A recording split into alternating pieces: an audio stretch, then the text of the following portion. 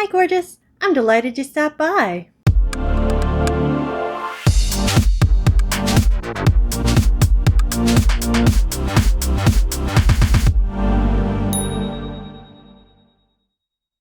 We saw that I got the new Nars Soft Matte Complete Foundation. That means it's time for a foundation wear test. I really liked the way this went on and the way that it wore when I used it the other time, but now we're going to really put it through the ringer. And I'm going to start with my all-nighter face primer by Urban Decay. I got a couple more new things from Ulta. I know. Got a couple new brushes.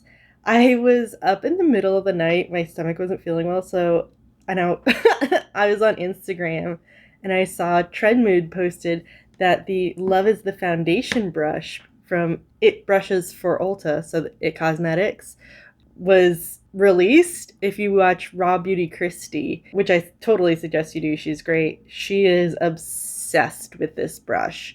And I had looked it up on eBay. The few that were there, of course, were way overpriced, and it wasn't worth it. I have a million brushes. But I went ahead, 3 o'clock in the morning, I purchased the Love is the Foundation brush. This says it is your must-have brush for your favorite liquid, cream, and powder foundations. How to buff foundation onto skin using circular motions for your most beautiful skin perfecting finish. Okay. It's really cute. It's heart-shaped on the top. And then, oh my gosh, the stuff inside moves. That is so awesome. So it's got little heart-shaped confettis inside that move when you move the brush. That is so cool. Oh my gosh. All right, so it's super cute, but does it work? Let's try it with my Nars Soft Matte. This is the color Mont Blanc Light 2.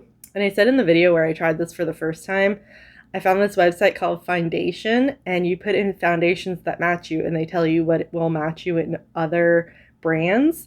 And it said I would be the color Mont Blanc. It's a little bit light, just a shade or two. I said then, and I'll say it again, I know most of the people on YouTube seem to go for way too dark foundations.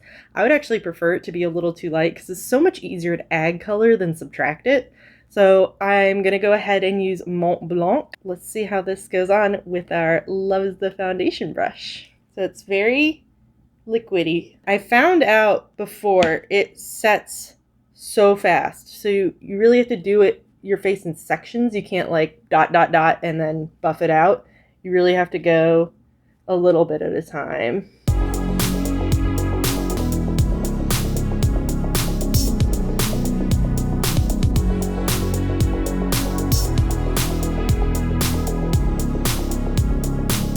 Well, this did buff it out beautifully. I don't know that it's that much better than other brushes that I have, but it did actually, it buffed it out quickly and beautifully. I'm really actually pretty happy with this brush. It was worth paying for it for no reason in the middle of the night, even though I have foundation brushes already.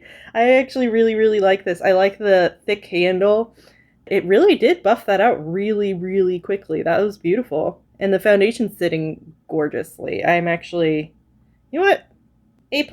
I love this brush. I love this brush. I think I love this brush. So this retails for $30. I mean, it's kind of a lot for one brush, but Raw Beauty Christie was so obsessed with it. And I guess I am too. I believe it's exclusive to Ulta because it says it brushes for Ulta. So there you go. Definitely can only find it at Ulta. But it is pink, it is heart-shaped, and it's got confetti in it. I mean, if that's not worth $30 along with it buffing out beautifully, I don't know what would be. For concealer, I'm going to go in with my Tarte Shape Tape in the color Fair Light Neutral. I'm going to stick with my Love is the Foundation brush and see how it buffs out my concealer too. I don't know if you can hear that, but it makes like a loop sound when I'm kind of stippling.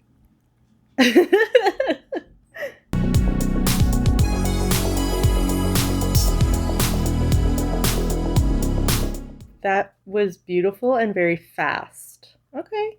All right, it brushes. This one's proven its worth a little bit more at a time, huh? Wow. I'm going to give the Rare Beauty blush one more chance. This is the color Happy. Last time I did literally one dot and it was outrageous. Like, it was so dark. This is not for fair-skinned people, but I am not a quitter yet. Now I'm going to try, instead of one dot on my cheek, I'm going to put one dot on my finger. I'm going to take just a hair of that, and let's pat that out and see if that does better. You know what? I'm going to use my brush again. It's done so well for us on everything else. There we go, that's not so bad. Look how much is still left on my finger, and that's like covering my face. Holy crap. Quite blushy, even with that huge dot still left. So if you are interested in this and you have light skin, this will last you a lifetime. This brush, holy cow, blended that out gorgeously. I put the blush on. I'm still not used to liquid blushes. Are you supposed to put them on after or before powder? Well, I'm powdering now. So I'm going to take my mermaid brush and my Peach Perfect powder. I'm going to set all that. Although if you have dry skin, you may not even need powder with this foundation because it sets up so quickly. I'm still going to powder because I will have oils regardless. But if you have dry skin and you want to cut out a step, that could be something to take into consideration if you're thinking about buying this foundation. In my Too Faced Natural Face Palette, I'm going to take this Tarte face brush and I'm going to go into Sunny Honey for my bronzer.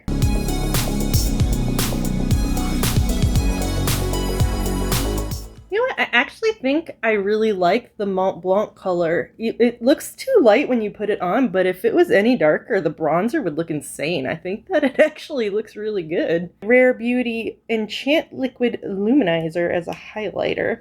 This one is not as insane as the blush. I'm going to add that one straight to my skin. That's so pretty. It's a very natural glow, so we know that I like to be a little extra. So I might add a little more, but oh, it is really pretty. Going back into my Too Faced Natural Face Palette, and I'm going to take this Sephora Pro Highlight Illuminator 98 brush. I'm going to go into Starlight. I'm going to add that just for a little extra highlight around the face. Places where I don't feel confident, I guess, using the liquid highlighter. Seal the deal with my ColourPop Pretty Fresh Hyaluronic Acid Setting Spray. Alright, I have forgone the lips because I'm going to go eat lunch now. But I will come back and I will let you know how everything wears down. Bye! Hey guys, this is kind of a midday check-in. So today's kind of a weird day, and I thought it was a good day to do the wear test because I will be going to work, but I'm only working a half day this evening, so I have been wearing this at home, but that means that I took a nap with it on, and I don't think it smudged off at all. So that's good news. Because I'm working the half day, I am going to be wearing my mask for the whole time, so that'll be 4 straight hours. And I feel like that's another good test of how this foundation actually performs. I didn't put on any extra layers. I didn't do any mask makeup work, so we can tell how well the foundation stays on all by itself. I was so anxious to go eat some lunch that I didn't put any lip color on. We can test how these things work out under the mask. This is the Makeup Forever Aqua Lip, and it is in the color 15C, so it's supposed to be a waterproof lip liner. I'm hoping that means that it will be very good for holding onto things under a mask as well. Today I'm going to try out the Bite Beauty lip stain. It is not a liquid this time, so I wonder how well it's going to work. They say it's not a lipstick. This is under lip stains, even though it is a stick, and this is the color Strawberry Frosé. It's really dry. It's definitely not creamy like a lipstick. Oh, well, once you get it going, it creams up. That doesn't sound right. Softens up. Here's a little trick if you didn't know it. If you're worried about getting lipstick on your teeth, you can stick your finger in your mouth, or sometimes I do this because it's anyway, so I don't stick the part that's in touching a lot of stuff, and just close your lips around it and then pull it out, and that will get all of everything that was on the inside, and it doesn't make it look bald at all. It just pulls off anything that could have the potential to get on your teeth, And I tried to wipe it off and like, look how pink it still is. So I guess this is a stain. I've had this on for 5.5 hours. So that's a pretty long time, and I think my skin looks pretty good still. I'm interested to see how it's going to do through an evening in the office with a mask. It is sitting on my nose perfectly though, and that's usually the place where it slides off first. Probably the greasiest place on my face. So it's still sitting there perfectly, and I've been wearing my glasses. And it's barely smudged it. All right, things are boding well so far. I think that's everything done that needed doing. I will check in with you at the end of the night, and I will see you then. Bye. It is the end of the day, and I have been wearing this foundation for almost 12 hours. Yep, it's been quite a while. Let's see how we're doing. So, obviously where my glasses hit my nose, it's kind of come apart. Not the worst I've ever seen though.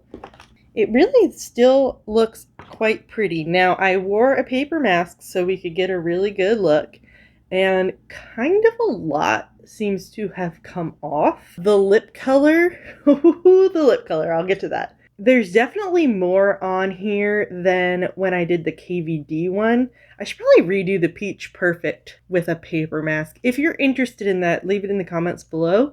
I will redo the Peach Perfect wear test with a paper mask. Let me know if that's something you want to see. There's definitely more on here than when I used the KVD. I think it looks pretty good. I look dewy, not greasy. In my opinion, I look dewy, not greasy. Overall, you know, my highlight's still glowing.